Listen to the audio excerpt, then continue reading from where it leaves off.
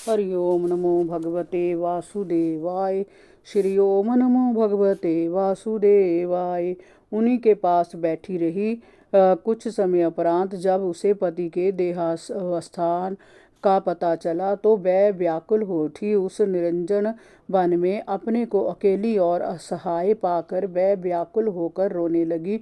जब कोई भी उसकी सहायता को वहां नहीं आया तो उसने स्वयं ही लकड़ियों अकतर कर चिता तैयार की। अपने पति का दाह संस्कार करने के लिए उसने स्वयं ही उनका शव चिता पर रखा और अग्नि प्रज्वलित करके चिता में आग लगा दी। जब चिता धू धू करके जलने लगी तो वह सती होने के लिए स्वयं भी चिता में प्रवेश करने के लिए आगे बढ़ी। उसी समय एक आत्मज्ञानी ब्राह्मण ने आकर उसे चिता में प्रवेश करने से रोका। ब्राह्मण ने कहा, हे देवी, तुम कौन हो, किसकी पुत्री हो और जिसके लिए तू शोक करती हुई इस चिता में प्रवेश करने जा रही है? वह तेरा कौन है?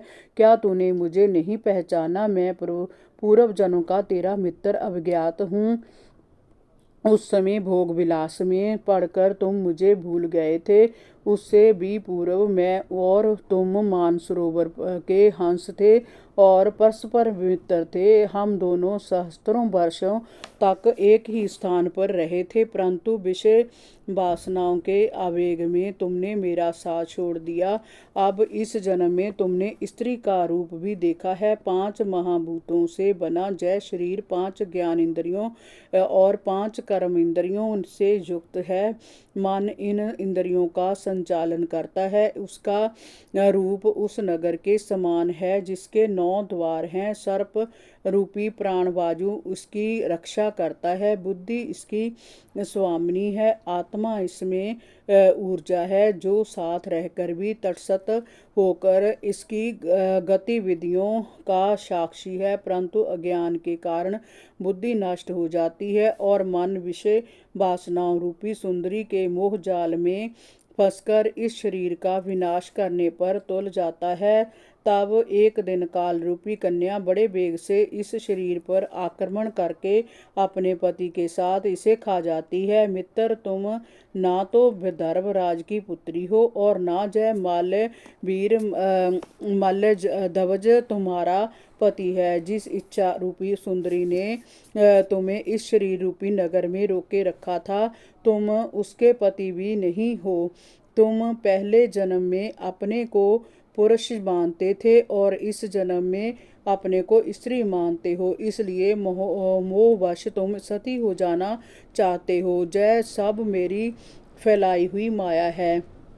वास्तव में तुम ना तो पुरुष हो ना स्त्री हो, हम दोनों ही मानसरोवर के हंस हैं। हमारा जो वास्तविक रूप है उसे तुम स्मरण करो, अनुभव करो। मित्र, तुम जीव हो और मैं ईश्वर हूँ। तुम मुझसे भिन्न नहीं हो। तुम वही हो जो मैं हूँ। ज्ञानी पुरुष इस हमसे किंचित भी भेद नहीं मानते। अज्ञात ईश्वर के सावधान करते ही जीव अपने वास्तविक स्वरूप में स्थित हो गया।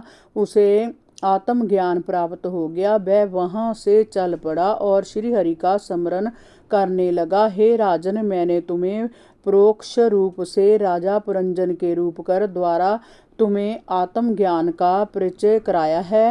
अब तुम समझ गए होगे कि आत्मा जीव में स्थित रहता है और जय परमात्मा का ही अंश है। इसे कदापि नहीं भूलना चाहिए। 29वां अध्याय पुरंजन उपाख्यान का तात्पर्य। राजा प्राचीन ब्रह ने देवऋषि नारद जी से कहा, मुनिवर, मेरी समझ में आपके द्वारा खींचे गए रूपक का पूरा सार्थवत्व समझ में नहीं आ रहा है। विवेकी मनुष्य ही इसे समझ सकते हैं। मुझ जैसे कर्म में लगे रहने वाले प्राणी इसे सहज रूप में कैसे समझ सकते हैं? श्री नारद जी ने कहा, राजन, पुरंजन नगर का प्रतीक जीव है जो अपने लिए अनेक पैरों वाला शरीर तैयार करते हैं। जहाँ जीव का शाखा सखा अज्ञात जिसे जाना ना जा सके। ईश्वर का प्रतीक आत्मा है जो जीव का मित्र है। जीव अपने इस मित्र को भूले रहता है। जीव जिस शरीर के द्वारा विषय वासनाओं का भोग करता है उसके 9 द्वार हैं, 2 हाथ 2 पैरों वाला, और जीव मनुष्य कहलाता है। बुद्धि अथवा अविद्या